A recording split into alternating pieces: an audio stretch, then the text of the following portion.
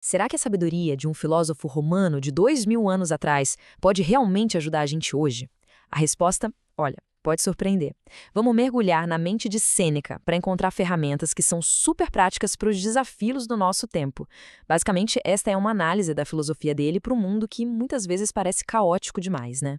Para começar, vamos construir uma ponte entre a nossa época e a de Sêneca. Porque essa sensação de que o mundo está fora de controle, bom, ela não é exatamente uma novidade. Essa pergunta, quem é que nunca se fez, não é mesmo? A gente vive numa era de muita ansiedade, com um monte de pressão social, política, econômica, que às vezes parece que vai esmagar a gente. É um sentimento que, infelizmente, se tornou muito familiar. E aqui está a grande sacada. Sêneca viveu num tempo de imperadores, digamos, instáveis, como Calígula e Nero. Ele viu de perto corrupção, violência, excessos que a gente mal consegue imaginar. Na cabeça dele, o mundo romano também parecia completamente louco. E é exatamente isso que faz a filosofia dele ser não só um registro histórico, mas algo urgentemente relevante para nós agora. Certo, mas antes da gente continuar, é fundamental desfazer um mal-entendido gigantesco. A palavra estoico, do jeito que a gente usa hoje, pode ser bem diferente do que a filosofia original realmente queria dizer. E essa distinção aqui é o ponto-chave. De um lado tem o estoicismo, com um E minúsculo, sabe? Aquela ideia moderna de ser durão, de reprimir os sentimentos, de engolir o choro. Do outro lado, a gente tem o estoicismo com E maiúsculo, a filosofia antiga.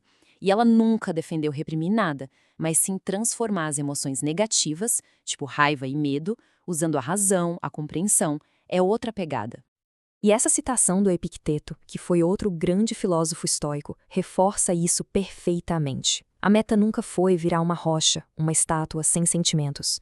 A ideia era desenvolver um equilíbrio emocional para não ser dominado por paixões que destroem a gente por dentro. Era sobre sentir as coisas de um jeito mais saudável. Então, quem foi o nosso guia nessa jornada? A vida de Sêneca foi, nossa, tudo menos tranquila. Ele não era um filósofo de poltrona, sabe? Ele viveu e sofreu os maiores extremos da condição humana. E essa linha do tempo mostra bem a montanha-russa que foi a vida do cara. Pensa só, do exílio, da humilhação, a se tornar o homem mais poderoso de Roma e, no fim, ser forçado a tirar a própria vida pelo seu antigo aluno. A filosofia dele não foi teoria, gente. Foi uma ferramenta de sobrevivência que foi forjada no fogo. Ok, então vamos mergulhar nisso. Como que o estoicismo funciona na prática? Para o Sêneca, era uma verdadeira arte de viver, um conjunto de ferramentas para nossa mente.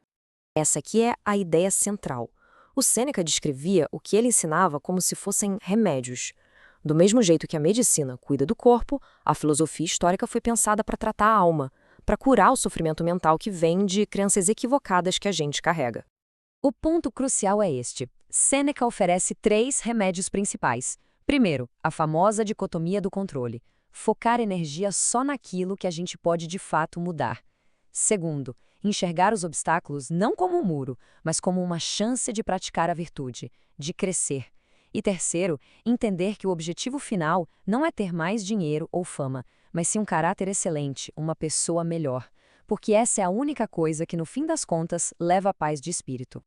Agora, a gente chega num aspecto mais humano e que muitas vezes é esquecido quando se fala de estoicismo, a importância das nossas relações.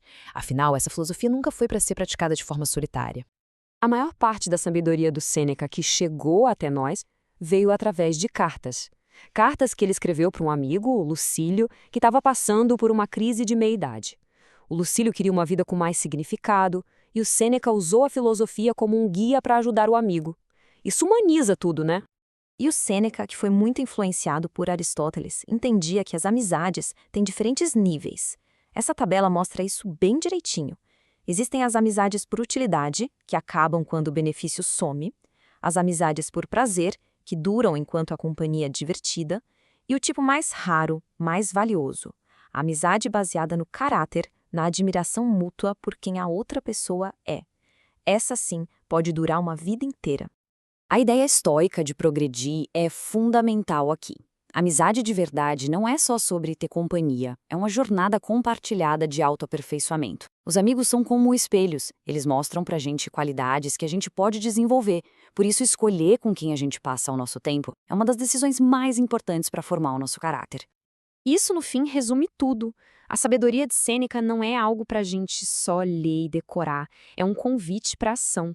É uma prática diária, uma arte que a gente vai aprimorando com o tempo para construir uma vida com significado, com resiliência e com tranquilidade. Não importa o quão louco o mundo lá fora pareça. Para a gente fechar essa análise, fica uma provocação, uma reflexão.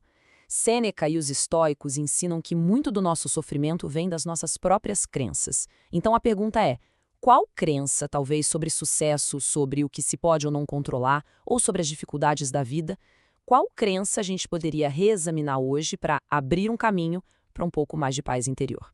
É uma questão para se levar.